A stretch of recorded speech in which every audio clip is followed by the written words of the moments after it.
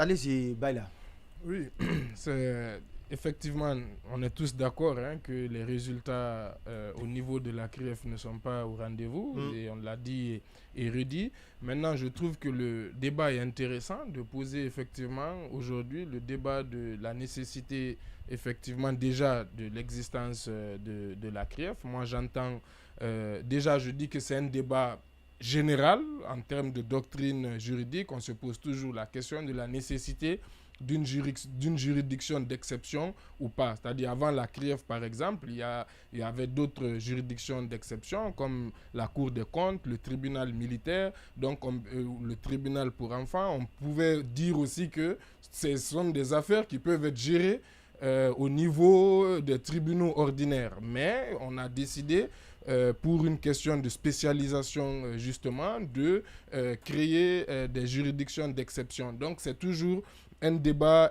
qui existe. Mais en ce qui concerne la CRIEF, je veux rappeler d'abord que effectivement tout ce que la CRIEF, toutes les affaires que traite la CRIEF, a priori, en principe, les tribunaux ordinaires auraient pu les traiter avant.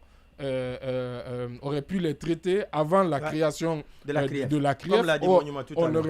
On aurait pu traiter ces affaires et toutes ces questions. Pourquoi? Parce que d'abord, il y avait deux freins, dont un qu'a énoncé Sanso, mais qui n'est pas forcément lié à la création d'une juridiction d'exception. Il y a la question de l'immunité de juridiction des ministres et la question de la création de la haute cour de la justice. Et d'ailleurs, c'est pourquoi, dans l'ordonnance qui crée la CRIEF, il y a eu des dispositions spécifiques pour dire que les ministres ne jouissent plus de l'immunité de juridiction et qu'aucune immunité ne peut être opposée à la CRIEF. Donc cela aurait pu être fait aussi, par exemple, s'il y avait une réelle volonté politique ou bien une bonne organisation de la justice, sans la CRIEF, parce que sous on aurait Condé, pu il poursuivre y a eu aussi. beaucoup de bruit autour de plusieurs dossiers.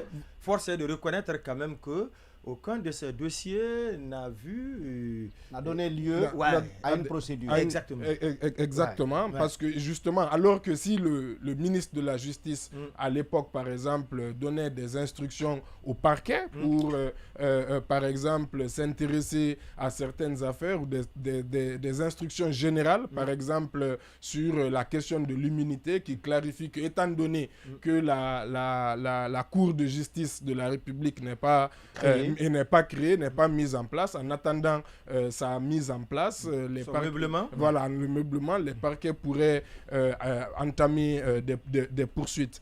Maintenant, aujourd'hui, je rappelle aussi, et c'est important, que l'ancien ministre de la Justice avait annoncé depuis plus d'1 an une réforme de la CRIEF. Il avait même annoncé qu'un projet de loi, le projet d'ordonnance réformant la CRIEF était déjà prêt et même transmis.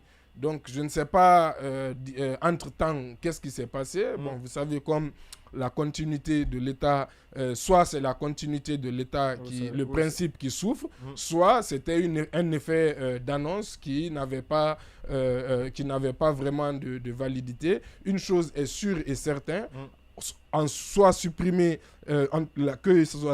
la CRIEF ou la remettre au niveau des juridictions ordinaires ou la réformer. En tout cas, il faut tirer les leçons de l'échec de ces 2 années d'existence. Et lorsque je dis, parce que on peut dire, c'est vrai, la question de la formation, elle est intéressante, elle se pose, mais on aurait pu aussi, il y avait une autre méthode qui aurait consisté à créer d'abord des pools spécialisés au sein des juridictions déjà existantes. Par exemple, on sait que les affaires économiques est essentielles de plusieurs milliards.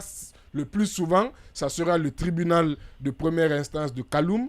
En tout cas, à Conakry, ici, c'est que les faits se font. Donc, ces affaires financières-là seraient concentrées au niveau du parquet de Conakry, des TPI de Kaloum. Donc, on aurait pu créer d'abord un pool spécialisé de magistrats. Par exemple, je donne aussi cet exemple-là. La France n'a pas créé, c'est vrai, une juridiction d'exception sur les crimes économiques et financiers, mais elle a créé un parquet financier, c'est-à-dire un parquet qui était justement spécialisé dans ces questions.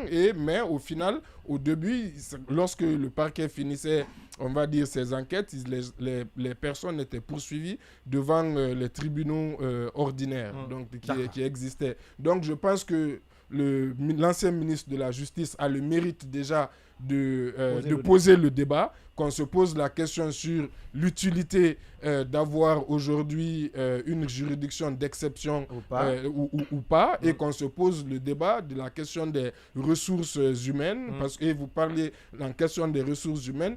Malheureusement, on a constaté justement le fait qu'il y a eu des changements à la CRIEF. Ça ne renforce pas l'argument selon lequel il fallait une CRIEF pour former les magistrats et pour leur donner une certaine expérience, puisque à peine ces magistrats nommés, à peine formés, à peine quelques affaires, qu'ils sont repartis dans d'autres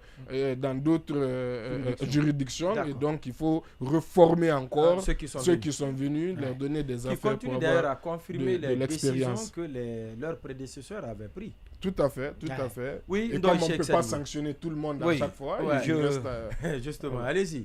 D'ailleurs, avec des tons un peu plus fermes. Voilà. Parce que pour le dernier candidat ici, vous permettez, la décision qui a été prise concernant Bill Gates, on dit ainsi fait, jugé, on dit ordonne la mise en liberté d'office et immédiate de M. Kabine Silla, alias Bill Gates. C'est une première fois qu'un ton d'une telle teneur soit utilisé pour la libération de Kabine Silla, par exemple.